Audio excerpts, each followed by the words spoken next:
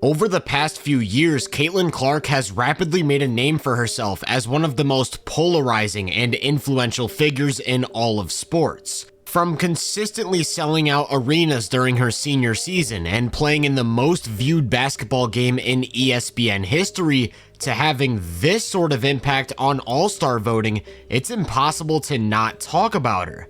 But the question is, does the level of play actually match the hype she had coming into the league? The most infamous part of her game, and of course what drew so much attention in the first place, is her long-range shooting. I'm not sure we've ever seen a basketball player with the complete and utter audacity to attempt some of the threes that she does. Whether that means firing over a heavy contest from the logo, or catching the ball at a weird angle and squaring while on the move to capitalize on a tight window.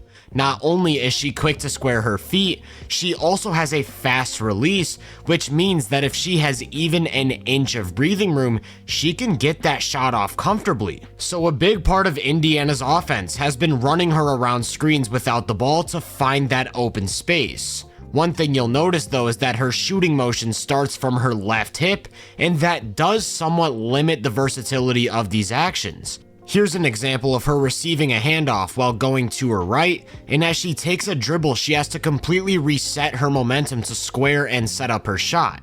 It simply isn't as seamless. Compare that to this play where she comes off a screen going left, and again she takes a dribble, but instead of having to slow down and square up, all it takes is a quick jump stop. Most of the time, these screens are gonna be set to her left side, and like I said, she's capable of taking and making just about any shot in these situations.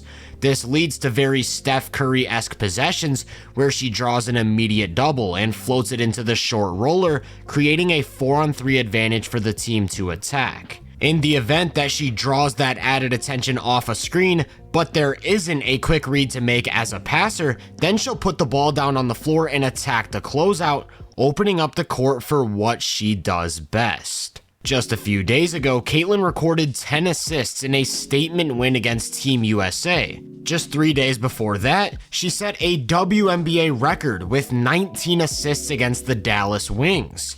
And that was right after an 8-game stretch where she had at least 13 assists in half of them.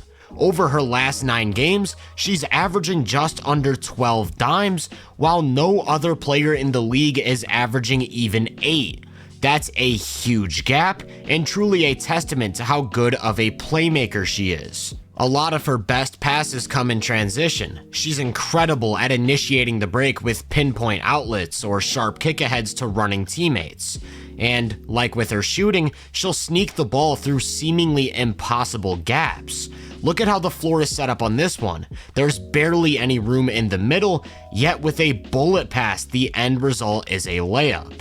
If she doesn't see a needle to thread on the push, then she'll patiently wait for something to open up while keeping her dribble alive.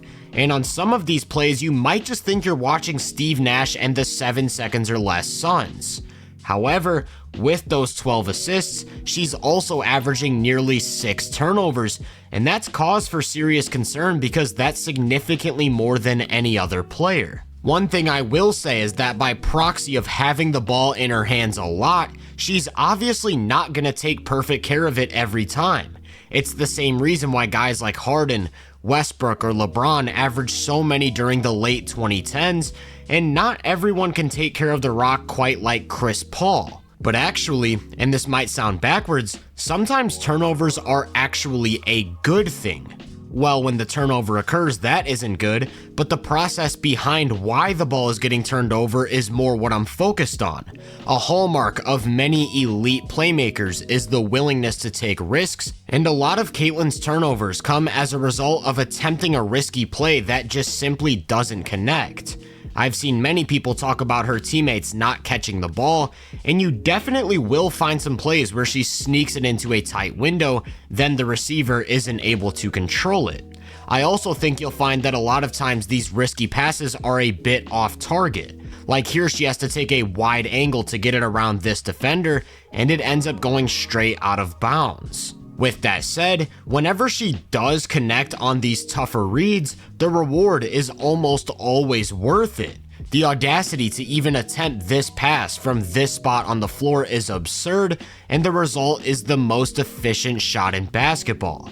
Another factor that leads to some turnovers is that she occasionally telegraphs her passes.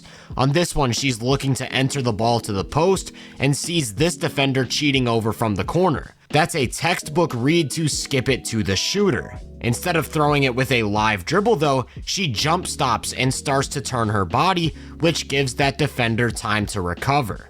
Skip passes aren't a strength of hers, although you will occasionally see some strong ones. This time they're up against a zone, and she finds the corner with pinpoint accuracy right in the pocket for an easy triple. So the playmaking talent is clearly there. The vision, the tight window passing, the ability to play fast or slow it down. But even more important than how she connects on these opportunities is how she creates them in the first place. And that comes back to how she pressures the defense as an on-ball scorer. It once again starts with the shooting. I talked about how she'll run off screens to find space. Nearly half of her threes are unassisted though, meaning that she is self-creating a decent amount of outside shots. She's got a smooth transfer of energy getting the ball off the floor and into a jumper. Like I mentioned, she's got unlimited range, so she's a threat to pull the trigger as soon as she crosses half court. And she's also an elite ball handler, which is what allows her to create enough space to get these up at volume. When handling the ball, the first thing that stands out is how fast she processes the defense. As soon as her defender takes a jab, she's throwing it behind her back to change directions and stepping into a wide open look, although this one doesn't drop. This time it's in transition where she threatens a drive before pulling back, which actually snaps some ankles, and with all the time in the world to set her feet, again she doesn't convert. The reason I think it's important to show the misses is that on the season she's only made about 33% of her threes. We're not talking about some uber efficient shot. I will say that a lot of these are tough looks, so it's not like she's just missing a bunch of open threes, but sometimes that comes as a result of her own shot selection because she's no stranger to taking really questionable shots in transition or early in the shot clock. However, that comes back to the audaciousness. Every single person in the arena knows that Caitlyn is willing to take those types of threes, and everyone knows that she'll make some, and that alone applies so much pressure. So she demands attention right when she crosses half court, then she can weaponize the pull-up threes, here hesitating before throwing it between her legs to start a drive as she takes it to the house. I mentioned that she's a remarkable ball handler. Here's another one where a quick change of direction sends her defender to the floor with nobody left to prevent her from walking into a layup. Her go-to move is that behind the back we saw earlier. This time she uses her offhand to push while redirecting, which generates an insane amount of separation and results in a red carpet to the rim. Dare I say she has the best behind the back on the planet, because look at the reaction time and speed on this. Then when a second defender commits to the ball, she's got an easy pass to the wing for a wide open triple. She's really good at starting and stopping and is willing to initiate contact on these drives, which when paired with the sharp handle allows her to consistently knife her way down the lane. And actually, I don't think her ability to play with physicality gets talked about much at all. She's great at using her shoulders to create separation, which also helps her get to the free throw line a decent amount. Then in the same way, her shooting threat helps open up the floor for her to drive. The threat of her getting downhill then opens up more for her on the perimeter, giving her some really effective scoring counters. Like I said, she's really good at starting and stopping. So when it looks like she's about to drive, she can slam the brakes, then cross back to her left to get into her shooting motion. All she needs is an inch of breathing room. And even more importantly than the craftiness of her handle is how secure it is. It's always on a string, which means that she's comfortable keeping it alive in even the tightest quarters, which plays a big role in her ability to create for teammates. I made the Steve Nash comparison earlier because she absolutely loves taking the Nash dribble. That's when you get under the basket, and instead of looking for a quick pass or layup, continue moving across the lane with the ball to freeze the defense. From there, it's likely that some opportunity will present itself. Then when it all comes together, the ball handling, the passing, the pull-up shooting, and the driving, it's turned her into a complete maestro of the pick and roll. If she comes off that screen and the big is even half a second late getting out to the level, she's pulling up for a jumper every single time. And if the big isn't late, well, the rest of the defense has to execute to perfection, because if not, her roller is walking into some more easy points at the rim. Or she's getting into the defense herself. Like I said, she's comfortable handling through tight gaps, such as splitting a double, and the defense is right back to dealing with her drives. Not only does the big have to do everything right to not give up a jumper or driving lane, the point of attack defender has to make sure she uses the screen. If the big is up at the level and Caitlyn's able to reject it, there's nobody left to protect the paint. Once again, you see that famous Nash dribble as she patiently waits for a cutter to open up. Ideally, the defense wants a possession to look like this: her defender forcing her to use the screen, the big getting out to not give her any sort of scoring angle, and getting the ball out of her hands. That way the roller also has to be a decision maker, although it's now coming with a numbers advantage. This brings me back to that Steph Curry comparison from earlier. The defense is so stressed about her scoring that they're willing to give up an automatic 4-on-3 advantage, to which her teammates just have to capitalize by making the right plays downhill. And she can get the ball to the roller pretty much every time. When the big jumps out in a hedge on this one, she's looking for the shovel pass but can't quite find a gap to sneak it through. So she waits for the roll to materialize before instead floating it over the top to create an open layup. The key here is patience. She knows that the big is going to react to anything she does, and she'll use that to her advantage to make them commit, which then creates the opening for those sharp passes to the roller. There's really only one gripe I have with her pick and roll attack, and it's something that I think could determine her ceiling as a scorer. Outside of the occasional floater, she really doesn't have much of an in-between game at all and can sometimes struggle playing at different speeds.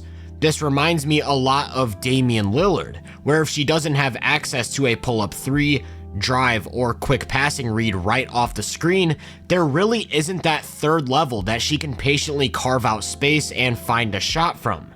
That's not to say there haven't been flashes. I really like this play where she sees a deep drop coverage, pauses and puts her defender in jail, then when the lane clears, she continues her drive down the middle for 2 points plus a foul.